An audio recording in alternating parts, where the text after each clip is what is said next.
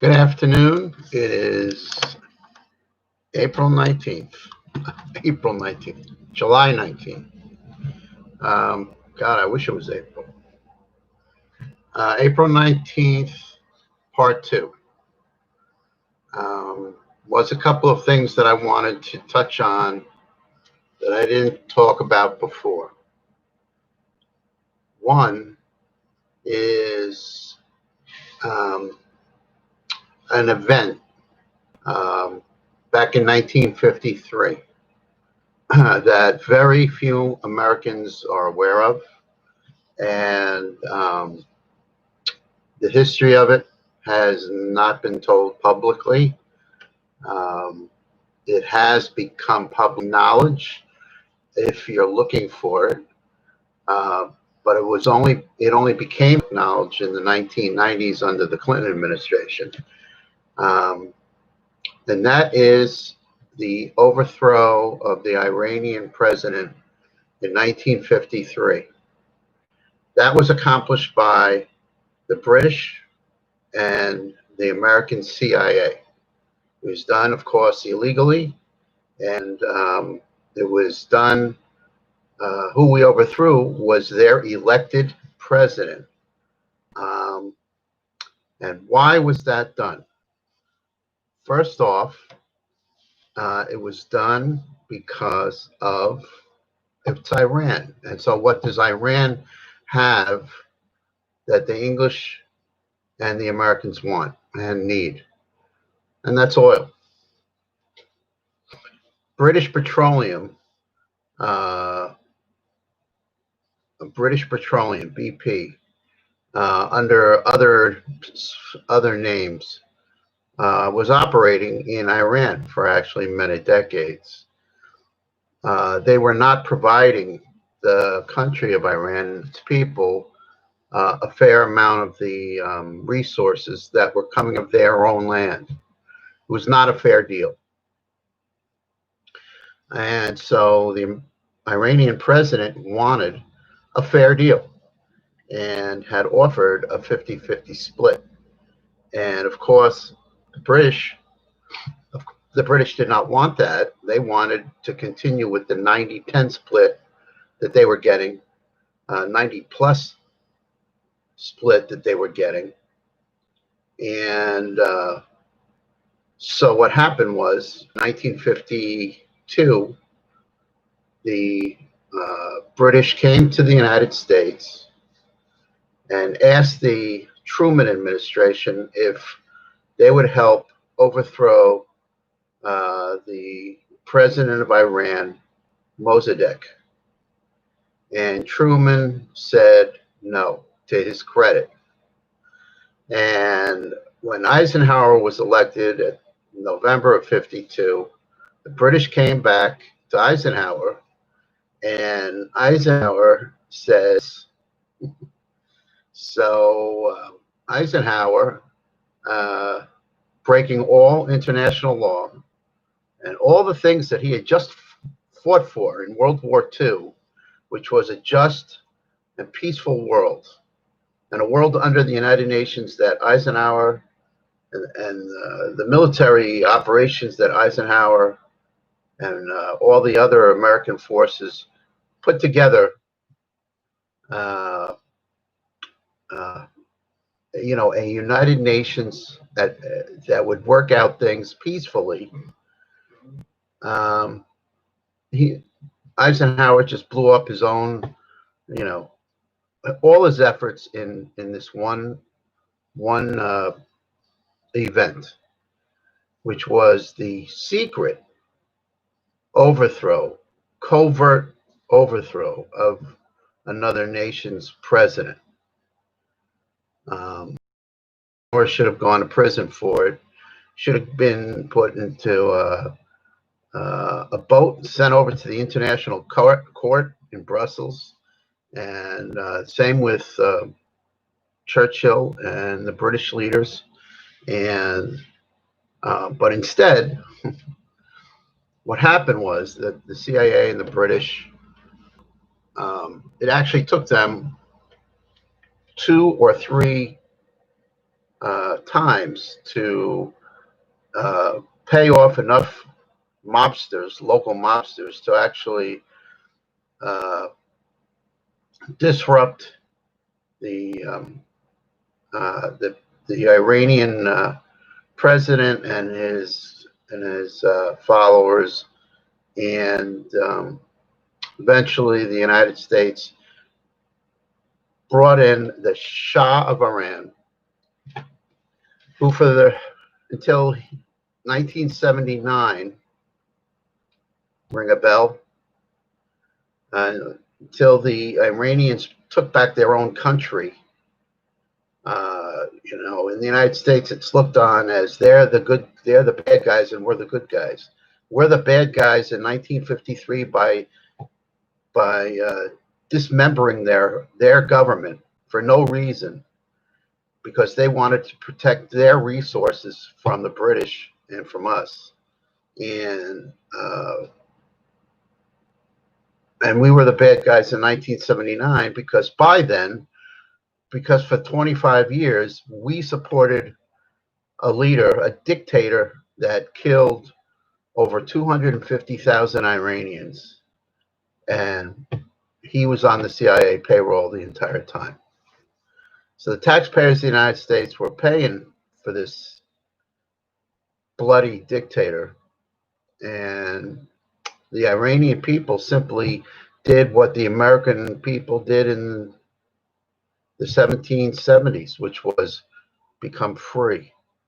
And the Iranian people did the same thing, and they're actually heroes in it because they took back their own country finally from a dictator who only cared about foreign interests and corruption. So the operation was called Operation Ajax. It still is not generally known in the United States because of why would the establishment tell the truth to its own people when we're the bad guys? And I kind of was aware of it as early as the early 80s, uh, not knowing everything, of course, because things were not declassified, but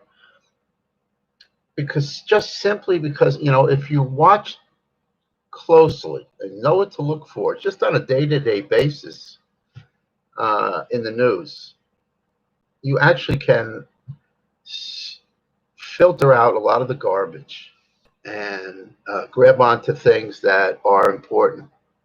And if you hear them from other sources, then it's usually confirmed. So,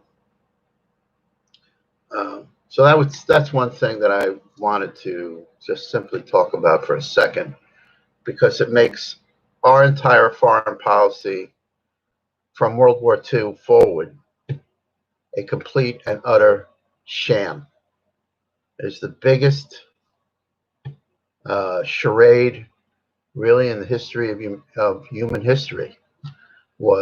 Has been the American foreign policy since World War II. It's been a lie. Everything about it has been a lie.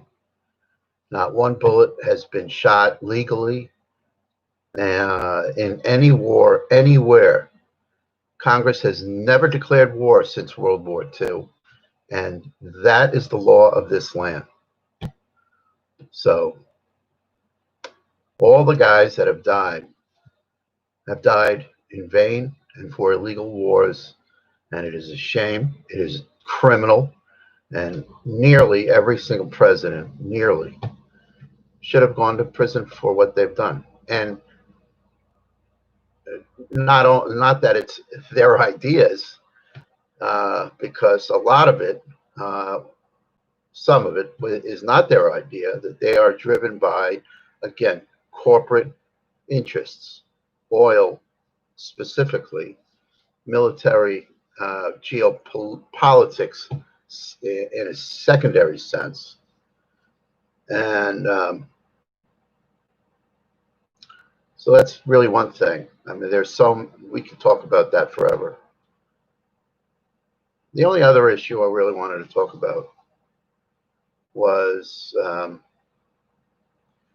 the movement to try to clean this planet, clean it, and to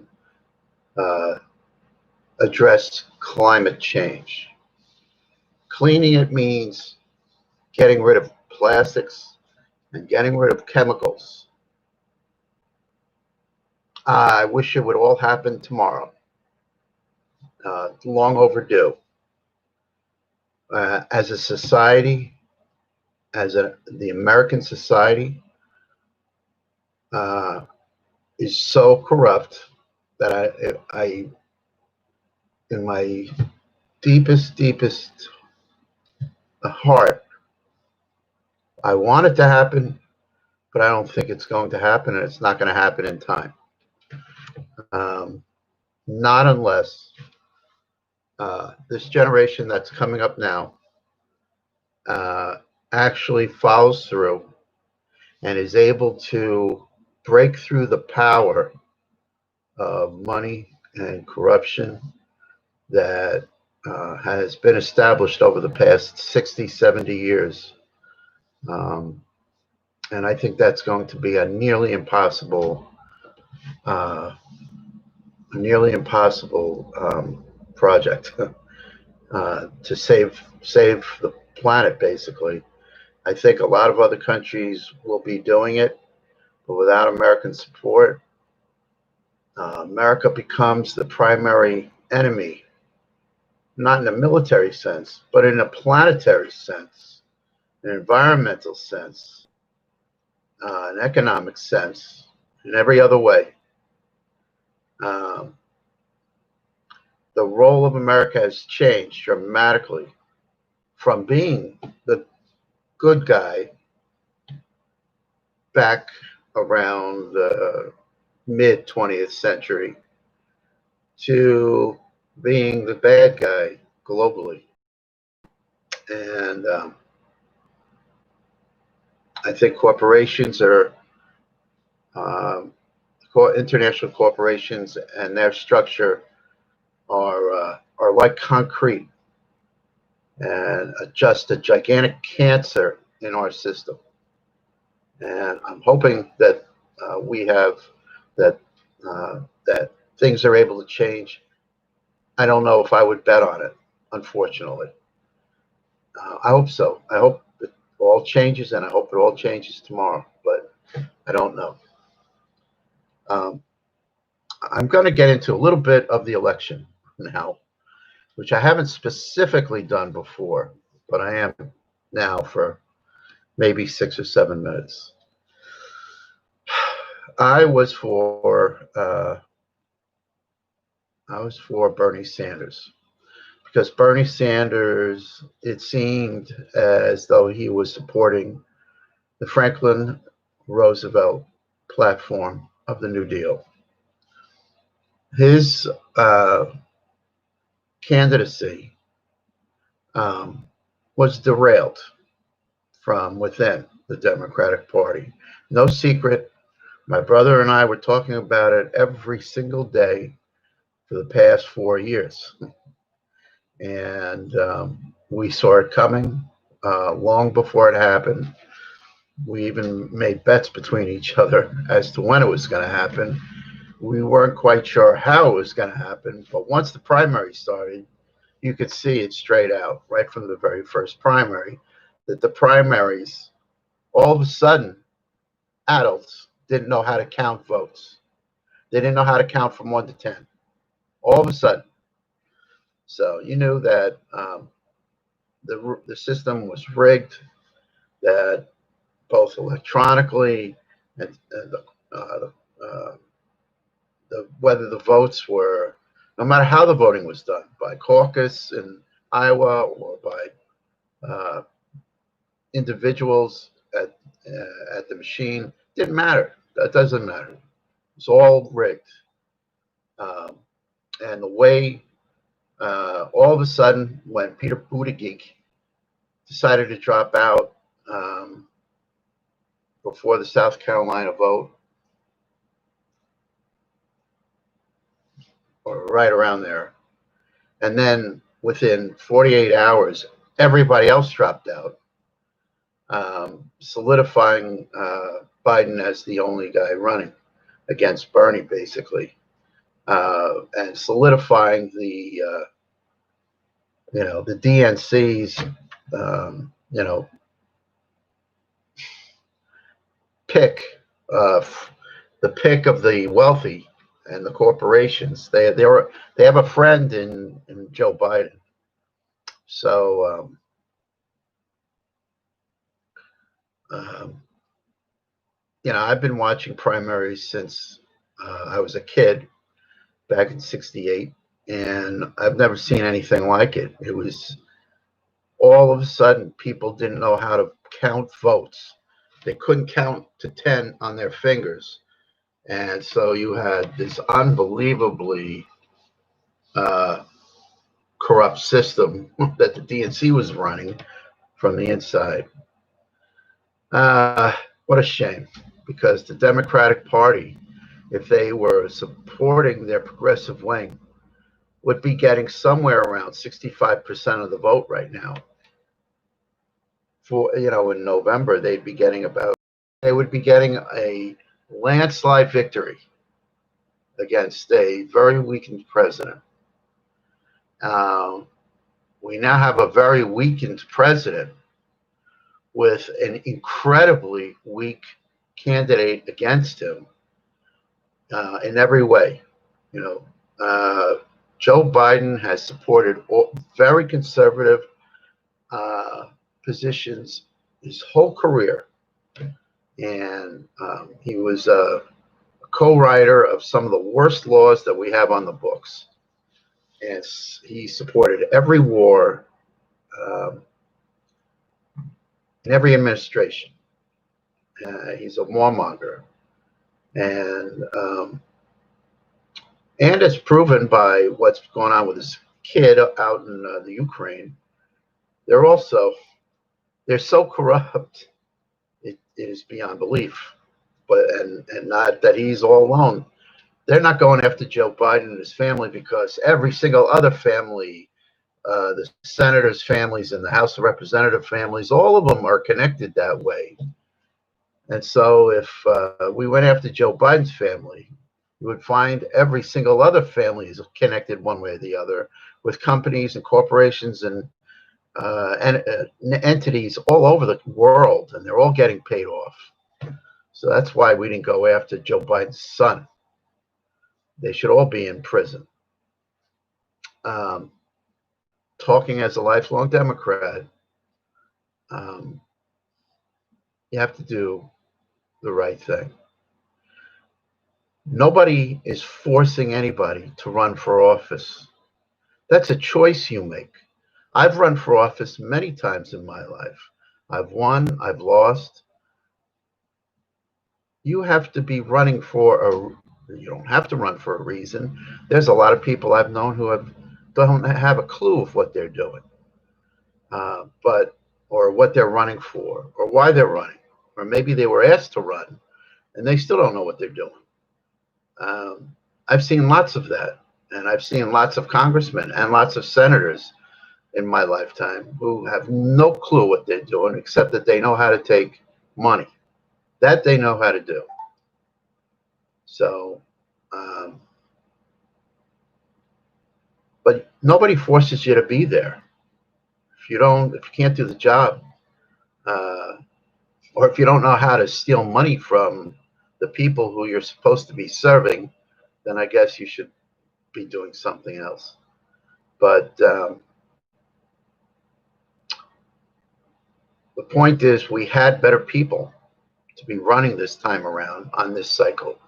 2020 is one of the more important years in the lifetime that I've had, and we really needed to turn the page and help this new generation change the world that we did not change enough toward peace and an environmentally friendly world and a peaceful world and a world invested in green energy.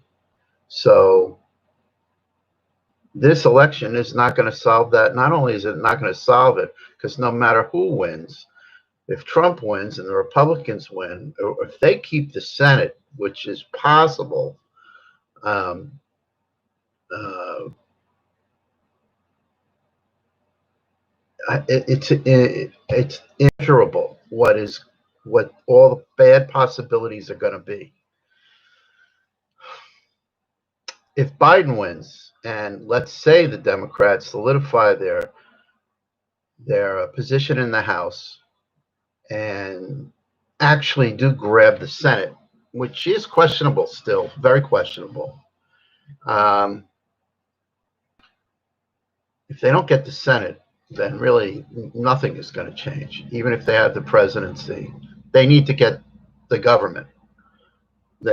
They need to get the Senate, and the Senate is important because of international treaties and the Supreme Court. That's why the Senate is important. We need to get that Senate. Um, but it is, what Democrat is going to be sitting on those committees, and what Democrat is going to be running for, who's going to be in the White House. I am still not convinced that Joe Biden is healthy enough to be president of the United States. There is no doubt that he has dementia of some sort. You don't have to be a doctor to realize that. And it's sad. It's tragic. Yeah, but it's also life. So tough crap, you know. Nobody's forcing him to do this. There are plenty of other good people. Not that I'm in love with Cuomo from New York. I'm not. But he is healthier. He's healthier. He's more active. He's with it. And whether he's a strong leader or not, he's just one of many other people that could be running. I'm not for or against him right now. I think that it's possible that there is going to be a substitute. And to tell you the truth, I want to see Bernie run as president. And I know that sounds crazy, but because of where we are right now, we're in mid-July, late July. We're only a few months away from the election. And I'm just not convinced that Joe Biden is medically with it. And to put him in as president would be incredibly wrong, because the people who are running the show right now, they're aware of course, they're aware of it. They don't have to say anything. You could see his videos. They must have, I've had a TV show locally here in the past. I produced my own show.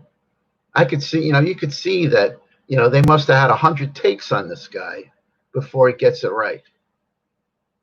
So that's one thing. The other thing is they're not letting him talk anywhere except for on video. So if you're running for president and you're trying to get votes of 300 million from the public, 300 million people, you go out and you try to get those votes.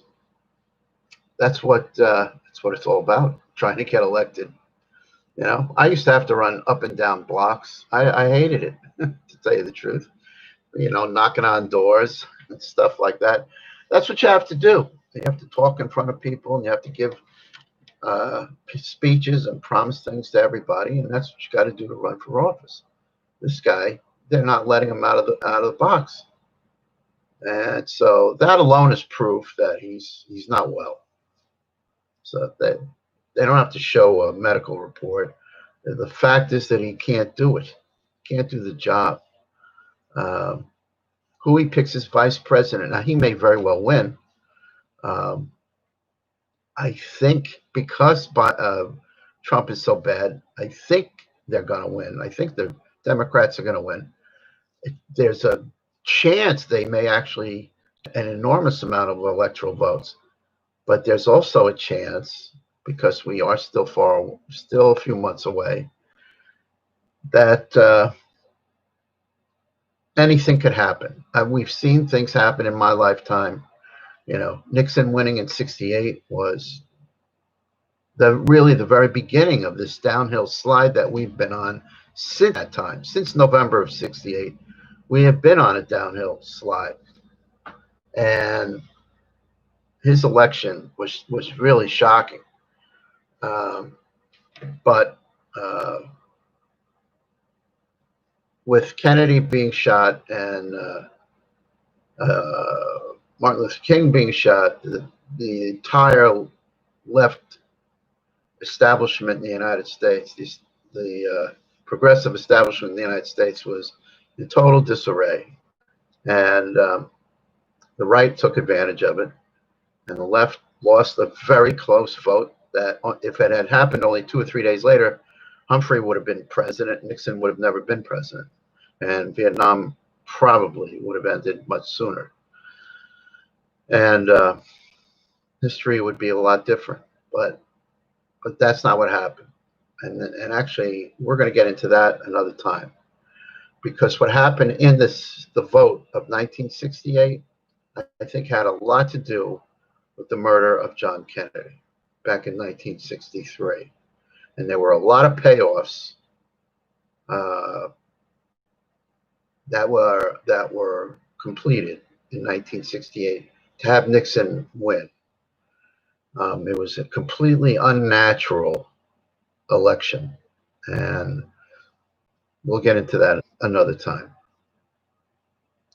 So what's going on right now that I'm way over where I want to be, Ken, we'll go a couple more minutes. I think that the vice president, I don't think it should be Harris. I think she would be terrific on the Supreme Court. I think her legal skills, I don't think anybody, whether they like her or they don't, can question Kamala Harris's legal skills. They are A1. She's tough, and she gets right to it. Her skills are some of the best I've ever seen. So she would be great on the Supreme Court, and that's where she needs to be. The other people that they're talking about, I'm not so crazy about. The person who I kind of like, and I'm still learning more about her, is the mayor of Atlanta. I wrote down her name, and I forgot it. Keisha Bottoms. I think she would be terrific. I think. And she's been mayor of Atlanta. She's incredibly intelligent. She's from the right place at the right time. And she doesn't have a lot of baggage. And I think she would be an electoral positive force. So that's what I think. The other people that they're talking about, Elizabeth Warren, no, I don't think so. I mean, if anything, I guess I'd want Elizabeth Warren to stay in the Senate. She's a better than average senator. I'm not super crazy about her, but her niche is banking. Her niche is consumer finance, and we do need her in the Senate for that. I really don't see anybody else. I'm not crazy about anybody else. So, mayor of Atlanta, her name is Keisha Bottoms, and that's who I believe should be vice president. And those are the couple of things that I wanted to talk about. That's it. And that's it for today. Thanks a lot.